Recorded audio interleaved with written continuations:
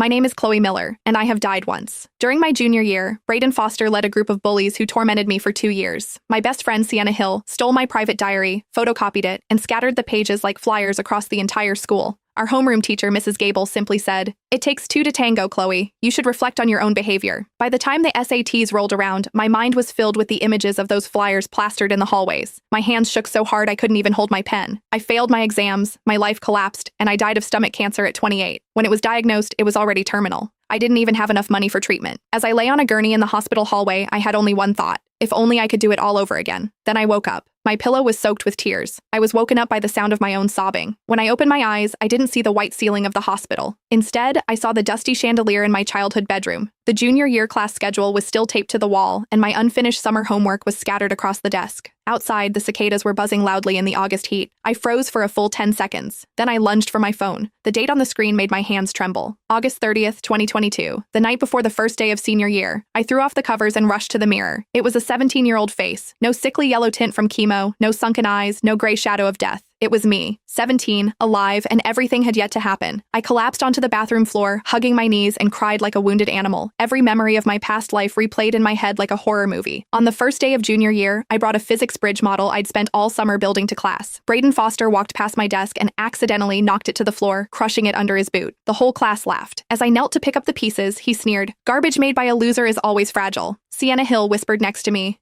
"Ignore him. He's just being a jerk." But after school, she screenshotted my private Instagram posts and sent them to Braden. Those posts were filled with my secret crush on the class president. The next day, the hallways were covered in flyers. The headline read, "Chloe Miller's Mental Health Report, Chronic Thirst Syndrome." Every line was a direct quote from my diary. It was signed, "Shared by Sienna Hill." I confronted her in the classroom. She cried in front of everyone, saying, "I didn't know. My account was hacked. Chloe, you have to believe me." Braden stood by, clapping and laughing. He started the applause, and the whole class followed. That applause lasted for 2 years. 2 years later, sitting in the SAT hall, I tried to write my essay. Every word I formed was shaky. The proctor thought I had low blood sugar and brought me a cup of water. That cup of water was the only kindness I felt during my entire senior year. At 28, I had terminal cancer. The doctor said the chronic stress had destroyed my immune system. My mother collapsed outside the ward. Everything ended in pain. But now, I was awake. I stood up from the bathroom floor and turned on the faucet. I splashed cold water on my face. The girl in the mirror had swollen eyes, but her gaze was different now. I went back to my room and opened my laptop. I created a blank document. Title, "First Day of School, Collecting Every Debt." I made a list underneath. 1. Physics model presentation tomorrow. Braden will try to crush it. Response: hide a backup in the lab. Bring the teacher directly there to see it. Record everything on my phone. 2. Sienna will ask me to the rooftop after school to talk. Braden's gang will be waiting. Response: don't go. Announce in front of everyone.